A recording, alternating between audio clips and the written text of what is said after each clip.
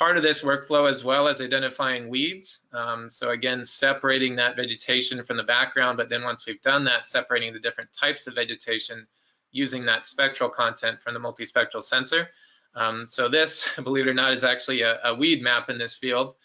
They had a pretty significant weed problem, and honestly, this use case was actually used to decide whether or not to actually go harvest this field or just to scrap it.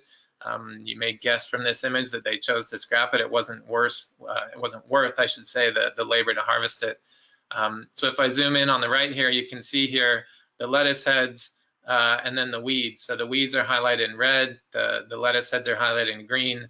And again, you can see how that spectral content is used to do that separation. And then if I zoom back out, you can see that, of course, all the plants have been highlighted and counted, and then all the weeds have been identified as well.